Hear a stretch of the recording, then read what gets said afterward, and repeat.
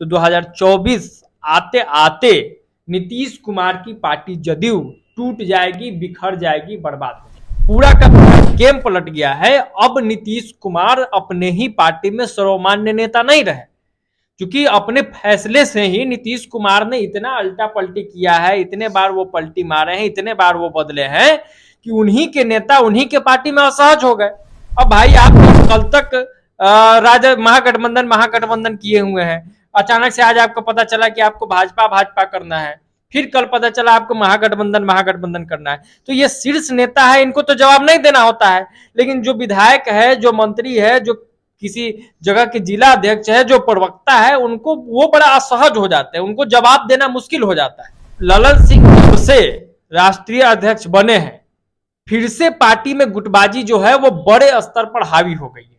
तो एक तबका जदयू में ऐसा है जो एकदम से शांत हो गया है और मौके की तलाश में है, मौका मिलते ही वो कहीं स्विच कर जाएगा, यानी कि दूसरे पार्टी में वो नेता जो है वो शामिल हो जाएंगे, इस ताक में लगे हुए हैं कि जदयू के कई बड़े बड़े नेता, इवन की जो सीटेड एमपी हैं, सिटिंग एमपी, वो भी अपना पाला बदल के नीतीश कुमार के पार्टी से भाजपा की तरफ स्विच कर सकते हैं। अशोक चौधरी बनाम ललन सिंह का जो मामला था वो भी खुल के सामने आया कि कैसे दोनों नेताओं में ही बहस हो गई। ललन सिंह मना कर रहे हैं कि भाई बड़बीघा मत जाओ, और ये पहुंच जा रहे हैं। अब जब अशोक चौधरी बड़बीघा जा रहे हैं तो बड़बीघा के जो मौजूदा विधायक है सुदर्शन सिंह, तो सुदर्शन सिंह बनाम अशोक चौधरी की लड़ाई हो गई है। एक सुनील कुमार पिंटू है जो सांसद है जदयू से, पहले भाजपा में हुआ करते थे। जातीय गणना की जो रिपोर्ट आई है वो जदयू में रहते हुए ही इस गणना के विरोध में आ गए, और उसके बाद उन्हीं के पार्टी के नेता संजय झा कहते हैं कि हमको पता है कि कहां से इनको सिखाया जा रहा है, पढ़ाया जा रहा है। तो भाई आपके पार्टी के अंदर की बात है, आप सुलझा लेते। नीतीश कुमार को लेकर अब वो कॉन्फिडेंस पार्टी के लोगों में नहीं रहा जो पहले रहा करता था। अब वो सोच रहे हैं कि नीतीश कुमार का ही कोई ठीक नहीं है, कि नीतीश कुमार तो कन्वेनर नहीं बने कि इंडिया गठबंधन के, प्रधानमंत्री उम्मीदवार भी नहीं बनेंगे, और जो स्थिति है तो 2025 में इनको न राजद पूछने जा रही है और न भाजपा पूछने जा रही है। नमस्कार, आप देख रहे हैं हमारा स्पेशल शो विश्लेषण और मैं हूं आपके साथ सृष्टि वर्मा। जैसा कि आप सभी को पता है कि 2024 का लोकसभा चुनाव होने वाला है। जी हाँ, लेकिन 2024 के लोकसभा चुनाव होने से पहले ही नीतीश कुमार की पार्टी जेडीयू टूटने के बरकरार पर है। जी हाँ, आप सोच रहे होंगे कि ये सवाल क्यों हो रहा है, तो मेरे साथ सिंह आदर्श वो आपको बताएंगे ऐसा क्यों लग रहा है कि जो लोकसभा चुनाव होने वाला 2024 का, उससे पहले ही जेडीयू पार्टी टूट जाएगी, नीतीश कुमार की पार्टी टूट जाएगी। देखिए, एक समय था जब ये माना जाता था, उनके नेता ही नहीं बाकी लोग भी मानते थे कि जदयू एक ऐसी पार्टी है जो नहीं टूट सकती है। ऐसा लगता था कि जदयू में एकमात्र अगर कोई सर्वमान्य नेता है, किसी को कोई नेता मानता है, तो वो नीतीश कुमार है। बाकी किसी को कुछ खास मतलब नहीं, यानी कि इस सेंस में मतलब नहीं है कि गुट है, ये है, वो है, इस तरीके की बातें नहीं थी। नीतीश कुमार जो कहते थे वही माना जाता था। नीतीश कुमार जो करते थे बाकी लोग भी उसी हिसाब से, उसी विचारधारा, उसी सोच पे चलते थे। लेकिन बीते कुछ वर्षों में पूरा का पूरा गेम पलट गया है। अब नीतीश कुमार अपने ही पार्टी में सर्वमान्य नेता नहीं रहे, क्योंकि अपने फैसले से ही नीतीश कुमार ने इतना अल्टा पलटी किया है, इतने बार वो पलटी मारे हैं, इतने बार वो बदले हैं कि उन्हीं के नेता उन्हीं के पार्टी में असहज हो गए। अब भाई आप कल तक महागठबंधन किए हुए हैं, अचानक से आज आपको पता चला कि आपको भाजपा करना है, फिर कल पता चला आपको महागठबंधन करना है। तो ये शीर्ष नेता है, इनको तो जवाब नहीं देना होता है, लेकिन जो विधायक है, जो मंत्री है, जो किसी जगह के जिला अध्यक्ष है, जो प्रवक्ता है, उनको वो बड़ा असहज हो जाते हैं, उनको जवाब देना मुश्किल हो जाता है। तो ऐसी स्थिति है। जनता के बीच भी चुनाव लड़ने इनको जाना होता है। अब कल उन्हीं को गाली दे रहे हैं, किसी विरोधी नेता को, और आज वही मेरे साथ आ गए हैं, तो असहजता आ जाती है कि भाई अब गाली दे कि अब क्या करें, कल तक तो उनको गलत बता रहे थे हम। तो ये कहीं ना कहीं नीतीश कुमार की जो छवि थी, नीतीश कुमार का जो स्वीकारता था, उसमें कहीं ना कहीं कमी तो आई है, इस बात से इंकार नहीं किया जा सकता है। अब चूंकि शरद यादव जब तक थे, और शरद यादव के बाद नीतीश कुमार खुद पार्टी के राष्ट्रीय अध्यक्ष बने, वहां तक भी मामला ठीक था।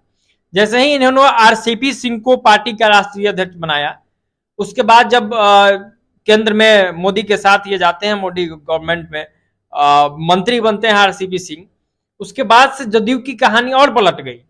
आरसीपी के हावी होने के बाद गुट बनने लगा पार्टी में, और ये दो बड़ा गुट बन गया। वैसे तो कई गुट बने, लेकिन दो बड़ा गुट बन गया। एक आरसीपी सिंह का गुट और एक ललन सिंह का गुट। और यह स्पष्ट तौर पर हमेशा कहीं ना कहीं कुछ कुछ मौके पर दिखती रही। आरसीपी डायरेक्ट इनडायरेक्ट रूप से ललन सिंह पे हमला कर देते थे, ललन सिंह इन पे हमला कर देते थे। खैर, उसके बाद इन लोगों का जो बात था वो खुल के सामने भी आया, मीडिया के समक्ष भी आ गया कि इन दोनों में सब कुछ ठीक नहीं है। तो इन दोनों में ठीक नहीं यानी कि पार्टी के जब दो शीर्ष नेताओं में सब कुछ ठीक नहीं है, यानी कि पार्टी में भी सब कुछ ठीक नहीं है। उसके बाद आरसीपी सिंह इनको राष्ट्रीय अध्यक्ष बनाया गया, आरसीपी सिंह ने पार्टी छोड़ दिया। अब इधर आ जाइए, इस बीच में बहुत कुछ हुआ, कहानी लंबी हो जाएगी, क्योंकि अब हाल फिलहाल की बात है तो हाल फिलहाल में मानते हैं। ललन सिंह जब से राष्ट्रीय अध्यक्ष बने हैं, फिर से पार्टी में गुटबाजी जो है वो बड़े स्तर पर हावी हो गई है। दो तबका है, एक तबका जदयू में ऐसा है जो खुल के बोल रहा है पार्टी में जो गड़बड़िया है, या फिर उनका जो अंदर का रोष है वो खुल के सामने आ जा रहा है। तो एक तबका जदयू में ऐसा है जो एकदम से शांत हो गया है और मौके की तलाश में है, मौका मिलते ही वो कहीं स्विच कर जाएगा, यानी कि दूसरे पार्टी में वो नेता जो है वो शामिल हो जाएंगे, इस ताक में लगे हुए।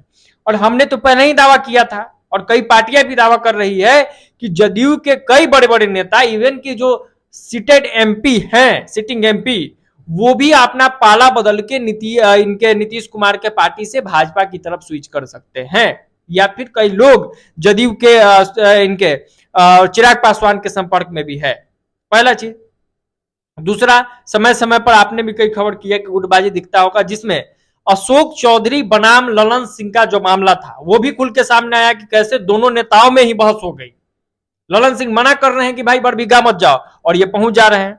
अब जब अशोक चौधरी बड़बीघा जा रहे हैं तो बड़बीघा के जो मौजूदा विधायक है सुदर्शन सिंह, तो सुदर्शन सिंह बनाम अशोक चौधरी की लड़ाई हो गई है। सुदर्शन कह रहे हैं कि भाई अपने दामाद सैन कुलान को, यानी कि महावीर मंदिर के जो पुजारी है आचार्य किशोर कुलान, उनके जो बेटे हैं, उनको चुनाव लड़ाने के लिए अशोक चौधरी वहां जा रहे हैं।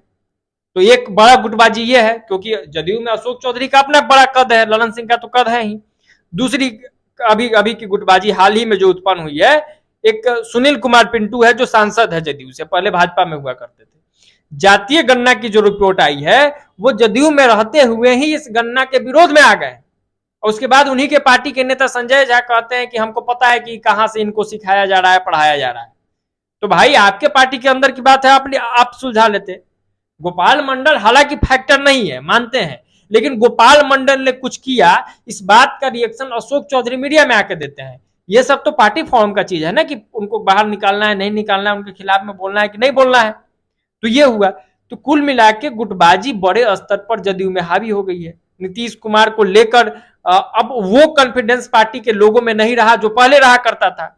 अब वो सोच रहे हैं कि नीतीश कुमार का ही कोई ठीक नहीं है, कि नीतीश कुमार तो कन्वेनर नहीं बने कि इंडिया गठबंधन के, प्रधानमंत्री उम्मीदवार भी नहीं बनेंगे। और जो स्थिति है तो 2025 में इनको न राजद पूछने जा रही है और न भाजपा पूछने जा रही है। तो नीतीश कुमार में अब उन्हीं के पार्टी के, यानी कि जदयू के लोगों का ही स्कोप नहीं दिखता है, इसलिए भी ये पार्टी टूट सकती है।